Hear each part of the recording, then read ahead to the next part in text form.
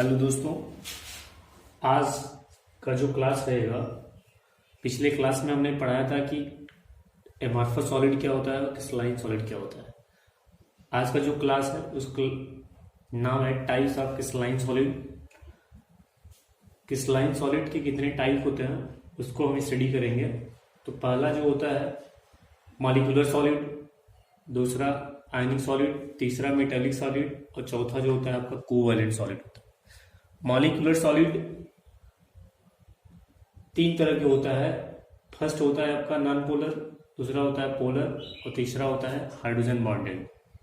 तो हम बारी बारी सबको स्टडी करेंगे कि कौन क्या क्या होता है और कौन कौन से ऐसे मॉलिक्यूल होते हैं जो पोलर होते हैं, कौन कौन से मॉलिक्यूल होते हैं जो आयनिक होते हैं, कौन कौन से ऐसे सब्सटेंस जो मेटेलिक और कोवैलेंट होते हैं।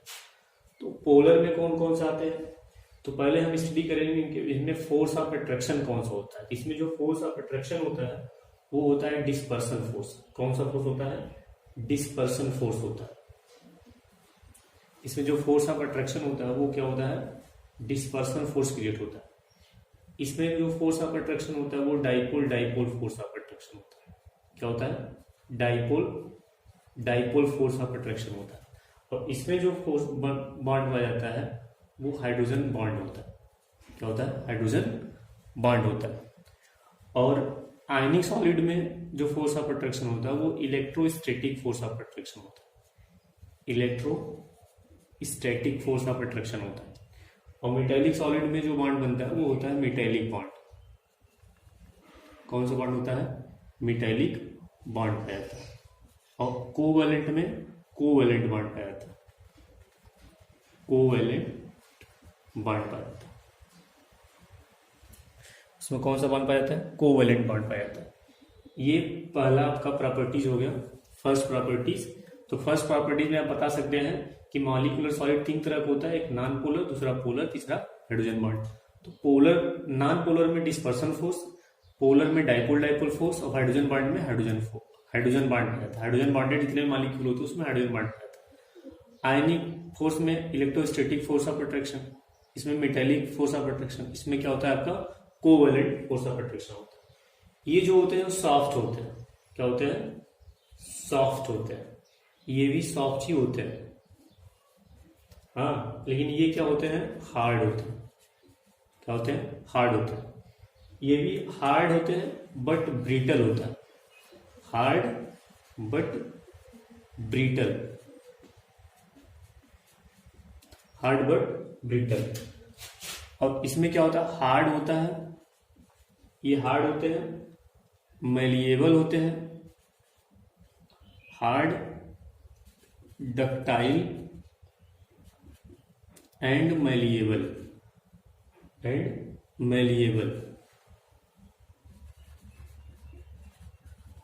मैलिएबल होते हैं। लेकिन ये सब क्या होते हैं? हार्ड होते हैं। ये हार्ड होते हैं एक्सेप्ट ग्रेफाइट, एक्सेप्ट ग्रेफाइट। तो ये बता सकते हैं आप कि इनमें जो ये इनका नेचर अगर देखा जाए तो नेचर का पहला ये सॉफ्ट होता है नॉन पोलर। पोलर जो होता है आपका ये भी सॉफ्ट होता है। हाइड्रोजन बॉन्डेड हार्ड होते हैं। ये हार्ड बट ब्रिटल होते हैं। हार्ड बट ब्रिटल होते हैं। ब्रिटल का मतलब वो तोड़ेंगे तुरंत टूट जाएगा, हाँ, मतलब कोई फिक्स शेप में नहीं उड़ रहा। लेकिन ये क्या होता है? ये फैलते नहीं है आयनिक सॉलिड। लेकिन ये सब क्या होता है? डक्टाइल में वायर के फॉर्म में कन्वर्ट कर सकते हैं। इसे हम थिन शीट के फॉर्म में कन्वर्ट कर सकते हैं। तो ये भी हार्ड होते हैं लेकिन एक्सेप्ट ग्रेफाइट। इनका जो मेल्टिंग एंड बॉइलिंग पॉइंट जो होता है वेरी लो मेल्टिंग पॉइंट होता है इनका, वेरी लो मेल्टिंग पॉइंट होता है। इसका क्या होता है? लो मेल्टिंग पॉइंट होता है। ये जो होते हैं आपके क्या होते हैं? लो मेल्टिंग पॉइंट वाले होते हैं। ये होता है, इनका भी लो मेल्टिंग पॉइंट होता है। इनका भी क्या होता है? Low melting point. इनकी मेल्टिंग पॉइंट हाई होती है, हाई मेल्टिंग पॉइंट होते हैं। ये फेयरली हाई मेल्टिंग पॉइंट। और ये इनका भी मेल्टिंग पॉइंट क्या होता है? बहुत हाई होता है, very high melting point. Very high melting point, इनका मेल्टिंग पॉइंट बहुत हाई होता है। अब देखिएगा नेक्स्ट प्रॉपर्टीज पे स्टडी करेंगे। नेक्स्ट देखेंगे क्या होते हैं ये सब। ये जो होते हैं इंसुलेटर होते हैं, क्या होते हैं? इंसुलेटर होता है।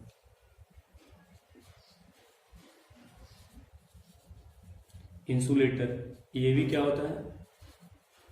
इंसुलेटर ये भी क्या होता है? इंसुलेटर। ये भी इंसुलेटर होते हैं बट लेकिन सॉलिड में होते हैं। Insulator in solid but conductor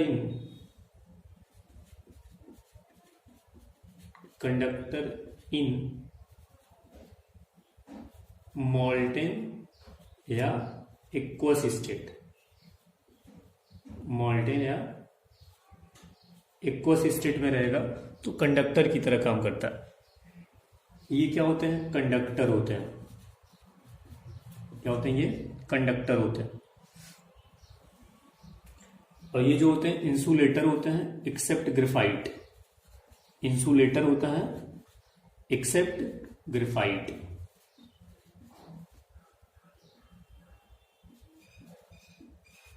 graphite. अब आते हैं एग्जाम्पल पे। एग्जाम्पल देखेंगे कौन कौन से सबस्टेंस होते हैं। एग्जाम्पल देखेंगे,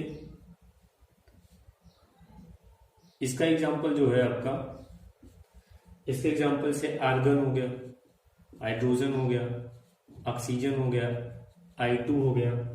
हाँ, ये सब क्या होते हैं? नॉन पोलर वाले मात्रा। पोलर में क्या होता है? HCl, HBr, SO2, ये सब इसके क्या एग्जाम्पल है। हाइड्रोजन बॉन्डेड में क्या आएगा? HF आ जाएगा, वाटर आ जाएगा, अमोनिया आ जाता है। ये सब इसके एग्जाम्पल होते हैं। इसमें होते हैं आयनिक सॉलिड में NaCl, KCl, जितने भी साल्ट होते हैं मतलब आप लिख सकते हैं साल्ट्स। इसका एग्जाम्पल देखेंगे, अगर मेटालिक सॉलिड का एग्जाम्पल अगर देखेंगे तो आयरन हो गया, कॉपर हो गया, सिल्वर हो गया, गोल्ड हो गया, टीन हो गया, बहुत सारे होते हैं। जितने भी मेटल्स होते हैं ना वो जनरली मेटालिक सॉलिड में आता है। और इसका एग्जाम्पल देखेंगे क्या क्या इसका एग्जाम्पल होता है।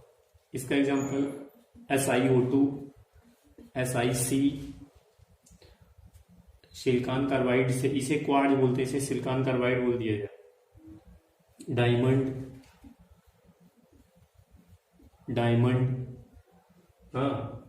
एल्यूमिनियम नाइट्राइड होता है। ग्रेफाइट भी होता है आपका इसका एग्जाम्पल। इसका क्या होता है? ग्रेफाइट भी इसका क्या होता है? एग्जाम्पल होता है। तो इतना याद रखेंगे कि जो टाइप्स ऑफ क्रिस्टलाइन सॉलिड की अगर हम बात करें तो टाइप्स ऑफ क्रिस्टलाइन सॉलिड कितने तरह के होते हैं? 4 तरह के। मॉलिक्यूलर सॉलिड, आयनिक सॉलिड, मेटालिक सॉलिड और कोवेलेंट सॉलिड। मॉलिक्यूलर सॉलिड जो होते हैं 3 तरह का होता है। फर्स्ट जो होता है आपका नॉन पोलर, सेकेंड जो होता है पोलर, और ये थर्ड जो होता है वो क्या होता है? Hydrogen bonded. नॉन पोलर में जो फोर्स ऑफ अट्रैक्शन होता है वो डिस्पर्सन फोर्स होता है। इसमें क्या होता है? डाइपोल फोर्स होता है। इसमें क्या होता है? हाइड्रोजन बॉन्ड पाया जाता है। इसमें जो फोर्स ऑफ अट्रैक्शन होता है वो होता है इलेक्ट्रोस्टैटिक फोर्स ऑफ अट्रैक्शन। इसमें जो होता है मेटेलिक बॉन्ड पाया जाता है। कोवेलेंट में क्या होता है? कोवेलेंट बॉन्ड में क्या होता है? मेटेलिक कोवेलेंट बॉन्ड पाया जाता है कोवेलेंट सॉलिड में। इस तरह से हम लोग क्या करेंगे, सीख जाएंगे। और इसका एग्जाम्पल अगर आप क्वेश्चन देखेंगे एनसीईआरटी में, तो एनसीईआरटी का इंटेक्स्ट नंबर क्वेश्चन देखेंगे 1.6, 1.7, 1.8, 1.9। तो देखेंगे, इसको सॉल्व करेंगे। बहुत अच्छे क्वेश्चन दिए हुए हैं। इसको आप लोगों का होमवर्क रहेगा, सॉल्व कर लेंगे तो समझ में आ जाएगा एनसीईआरटी का।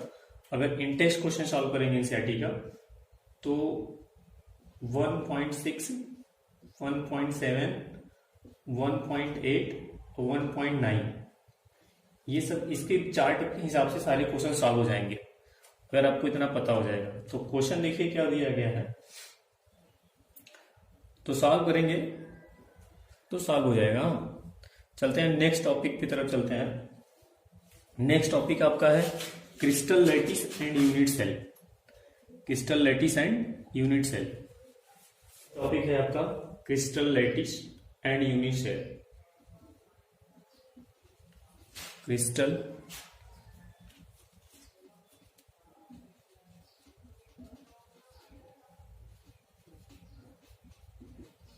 लैटिस। क्रिस्टल लैटिस क्या होता है? It is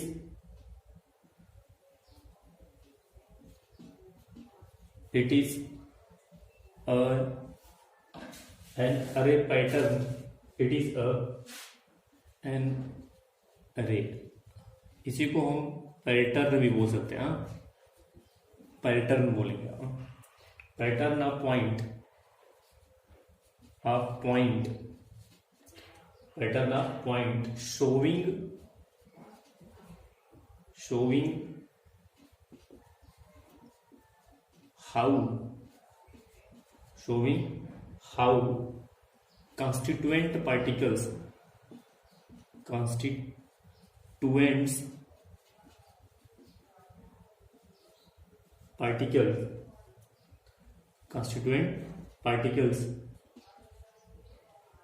in a crystal are arranged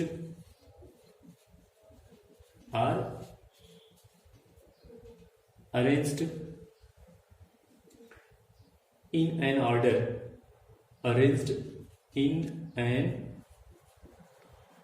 ordered repetitive fashion,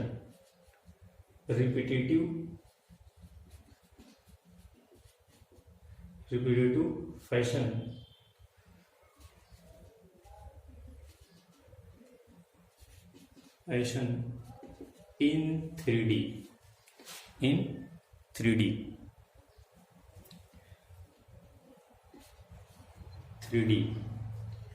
दूसरा क्या होता है आपका यूनिट सेल देखेंगे क्या होता है। तो यूनिट सेल क्या होता है? It is the smallest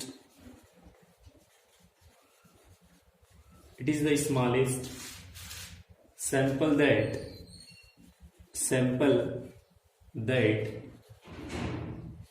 it is the smallest sample that represents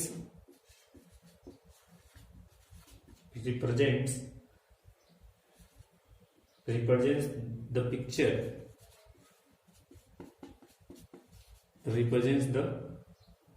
of entire crystal,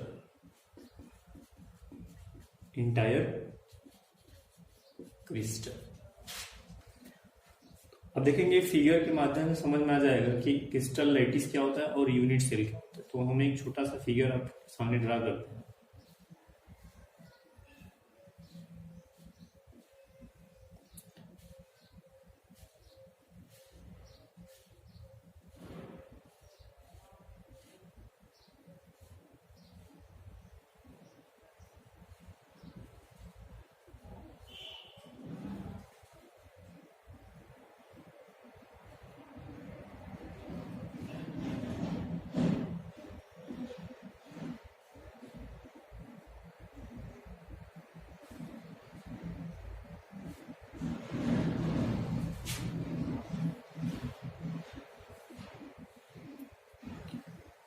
ये जो पूरा है ना, ये पूरा दिख रहा है, इसमें आपको 4 क्यूब देख रहे हैं, देखने में लग रहा है। तो ये जो चारों है, इसे हम बोल सकते हैं ये क्रिस्टल लैटिस है। क्या ये क्रिस्टल लैटिस? ये क्रिस्टल लैटिस है। और इसमें से जो एक क्यूब होगा, कोई एक ले लेंगे, जिसे हम डार्क करते हैं। मान लीजिए कोई एक हम ले लेते हैं, इसको हम डार्क कर दे रहे हैं। ये इसमें से जो ये एक है उसे क्या बोलते हैं हम लोग? Unit cell. क्या बोलेंगे? यूनिट सेल बोलेंगे। तो मतलब कोई भी क्रिस्टल लैटिस अगर कोई ये आता है एक नंबर में कि write the difference between crystal lattice and unit cell, तो क्रिस्टल लैटिस जो होता है आपका वो यूनिट सेल कई बार रिपीट होकर के, सबसे स्मॉलेस्ट पोर्शन जो होता है वो रिपीट होकर के यूनिट सेल क्रिस्टल लैटिस का फॉर्मेशन कर देता है, और उसमें से जो स्मॉलेस्ट पार्ट होगा क्रिस्टल लैटिस का उसी को हम लोग क्या बोलते हैं, यूनिट सेल बोलते हैं, बोलेंगे यूनिट सेल। तो यूनिट सेल जितने भी होते हैं वो कई तरीके से डिवाइड किया गया। तो हम पहले चलते हैं कि यूनिट सेल का फिगर बनाते हैं, फिर उसके बाद समझाते हैं, लेकिन ये डिफिनीशन जरूर आता है एग्जाम में, इसको आप लर्न कर लेंगे तो ज़्यादा बेटर होगा और अच्छे से तैयार भी हो जाएगा। अगर कोई यूनिट सेल होता है उसके पास 6 पैरामीटर होते हैं। अगर कोई यूनिट सेल होता है उसके पास कितने पैरामीटर होते हैं, यूनिट सेल हैज 6 पैरामीटर। किसी यूनिट सेल के पास 6 पैरामीटर होते हैं, जिसमें से 3 एंगल है, 3 एंगल होता है, और 3 एज होता है। 3 एज होता है। एंगल को हम लोग अल्फा, बीटा और गामा से डिनोट करेंगे, और एज को किससे डिनोट करेंगे, ए, बी और सी से। एक हम क्यूब बना के आपके सामने दिखाते हैं।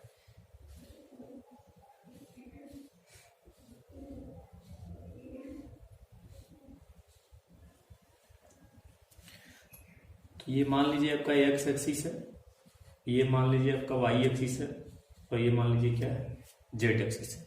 तो यहां से लेकर के यहां तक का जो डिस्टेंस मान लेते हैं ए, और इस पॉइंट से लेकर के इस पॉइंट्स का जो डिस्टेंस है मान लेते हैं बी, यहां से यहां तक डिस्टेंस मान लेते हैं क्या, सी। ये आपका बी डिस्टेंस, और ए और बी के बीच का जो एंगल बनेगा उसे मान लेते हैं अल्फा। बी और सी के बीच का जो एंगल बन रहा है उसे मान लेते हैं बीटा, और इसे क्या मान लेते हैं, गामा। हाँ, तो ये किसी भी क्यूब में 6 पैरामीटर होता है जिसे हम एज लेंथ बोलते थे। यहां से यहां तक का जो लेंथ है उसे ए, यहां से यहां तक का जो लेंथ है बी, और ये लेंथ सी, और ए और बी का बीच का जो एंगल बनता है उसे अल्फा, ये आपका बीटा, और ये क्या है आपका गामा होगा। तो इसके हिसाब से on the basis of angle और एज लेंथ के हिसाब से जो क्रिस्टल होता है वो 7 टाइप्स का होता है।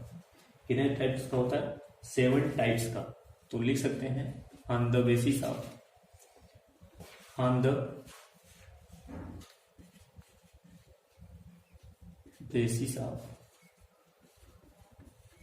Angle and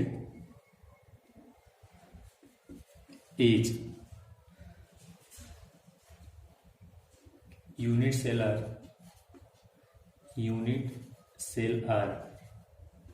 7 type. जो एनसीईआरटी का टेबल नंबर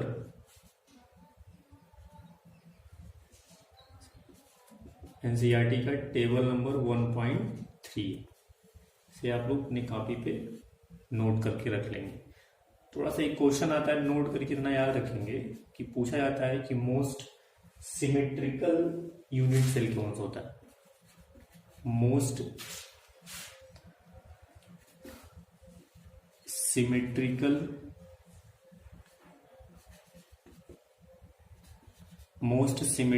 यूनिट सेल। तो मोस्ट सिमेट्रिकल यूनिट सेल जो होता है वो क्यूबिक यूनिट सेल होता है। क्या होता है, क्यूबिक।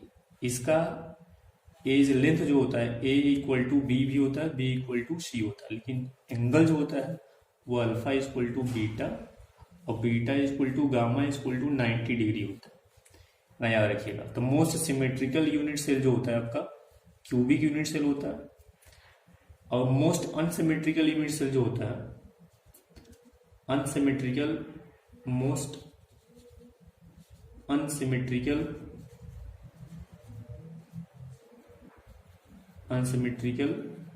यूनिट सेल जो होता है वो होता है ट्राइक्लिनिक। क्या होता है, ट्राइक्लिनिक। Try clinic. इसका जो होता है, इसके केस में अगर देखेंगे तो ए कोई दूसरे के इक्वल नहीं होते, कोई दूसरे के इक्वल नहीं होगा। एंगल भी क्या होगा, इक्वल नहीं होता। मतलब alpha does not equal to beta, beta does not equal to gamma, does not equal to 90 degree. तो मोस्ट अनसिमेट्रिकल जो होता है आपका यूनिट सेल होता है वो ट्राइक्लिनिक होता है, और मोस्ट सिमेट्रिकल जो होता है वो क्यूबिक यूनिट सेल होता है। इसमें एज लेंथ सभी बराबर होंगे, एंगल भी सभी बराबर होंगे। लेकिन जो ट्राइक्लिनिक होता है ना तो एज लेंथ एक दूसरे के बराबर होंगे, ना तो एंगल एक दूसरे के बराबर होते हैं। तो ऑन द बेसिस क्यूब के हिसाब से अगर हम देखा जाए तो एंगल एज लेंथ के हिसाब से क्रिस्टल 7 टाइप्स होते हैं, जो एनसीईआरटी के टेबल नंबर 1.3 में दिया गया। इसे देख करके काफी नोट कर लेंगे। हालांकि बोर्ड एग्जाम में नहीं आते, लेकिन कंपटीशन में कभी भी पूछ लेता है, तो आप लोग इसे क्या करेंगे, लर्न भी कर सकते हैं। अब चलते हैं यूनिट सेल कितने तरह के होते हैं, जो हम लोग सिलेबस में बहुत अच्छे से पढ़ना है। अब लिखते हैं यूनिट सेल।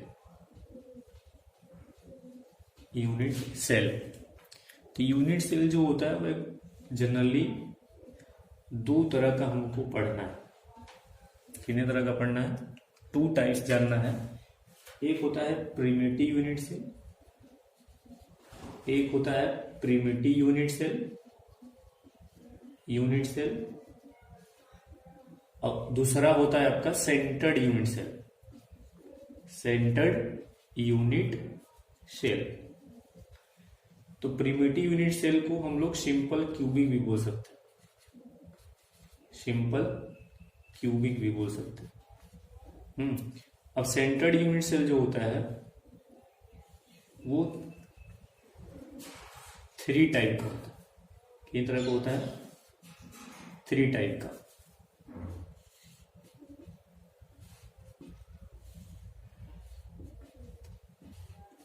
तो देखो सिंपल क्यूबिक में क्या होगा, इसमें एक हम क्यूब बनाते हैं,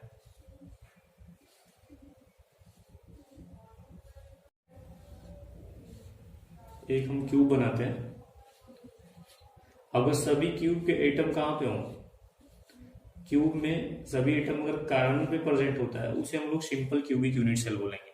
मतलब अगर आप जिस कमरे में बैठे होंगे उस कमरे में अगर देखेंगे तो 8 कार्नर होता है, और 4 कार्नर ऊपर 4 कार्नर नीचे, तो सभी एटम कहाँ पे होंगे, ऊपर। अच्छा ये ध्यान रखिएगा, ये एटम दूसरे से टच किए रहते हैं।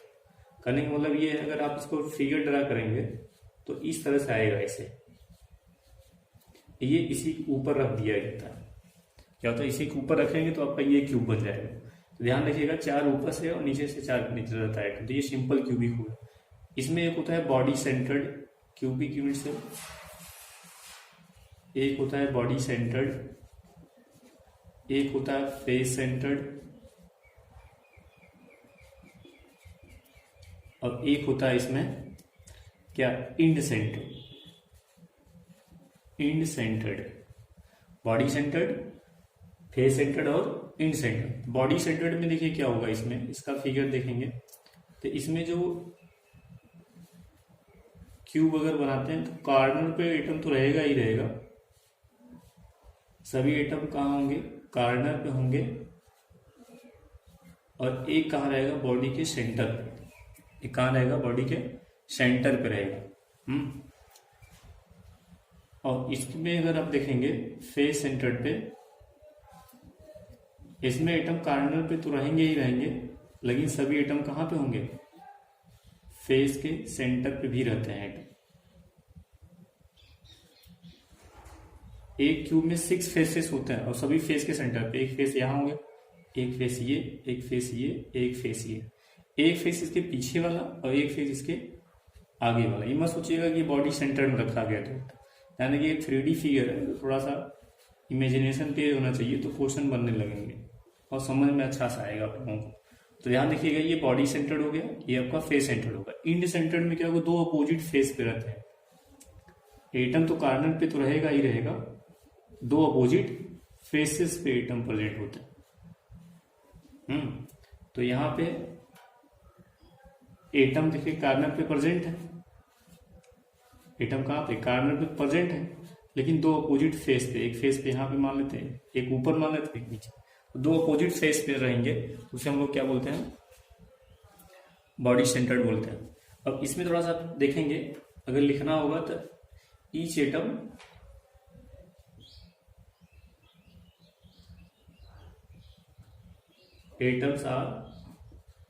atoms present at each corner, atoms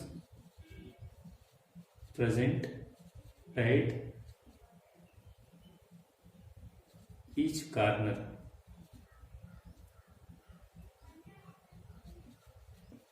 corner ये भी लिख सकते हैं। इसमें क्या होगा, 8 एटम कार्नर पे होगा, इसे लिख दिए, इसे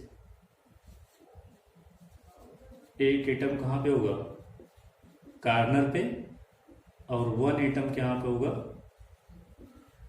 बॉडी सेंटर पे। इसमें क्या होंगे, 8 एटम कहाँ पे होगा, कार्नर पे होगा, और 6 एटम कहाँ होंगे, फेस सेंटर पे, फेस सेंटर पे लिख सकते हैं, फेस सेंटर पे। अब इसमें क्या होंगे, 8 एटम कहाँ पे होंगे, कार्नर पे, 8 एटम कहाँ पे होगा, कार्नर पे होगा, और आपका 2 एटम होंगे, दो अपोजिट फेस पे होंगे, अपोजिट फेस पे आप लिख सकते हैं, अपोजिट फेस पे होंगे, अपोजिट फेस पे। तो इतना याद रखेंगे कि यूनिट सेल जो होता है वो कितने तरह का होता है, 2 तरह का, एक प्रिमिटिव यूनिट सेल होता है, दूसरा क्या होता है, सेंटर्ड यूनिट सेल। तो प्रिमिटिव यूनिट सेल को हम लोग सिंपल क्यूबिक बोलते हैं, क्या बोल सकते हैं, सिंपल क्यूबिक बोल सकते हैं। तो प्रिमिटिव यूनिट सेल में सभी एटम कहाँ प्रेजेंट होते हैं, कार्नर पे होते हैं। इसमें क्या होगा, 8 एटम कार्नर पे होगा और 1 एटम बॉडी सेंटर पे होगा। इसमें क्या होगा, फेस सेंटर्ड में, तो 8 एटम क्या होंगे, कार्नर पे, और 6 एटम कहाँ होंगे, फेस सेंटर पे। अब इसमें क्या होगा, 8 एटम कहाँ प्रेजेंट होंगे, कार्नर पे, और इसमें 2 एटम कहाँ होंगे, अपोजिट फेस पे।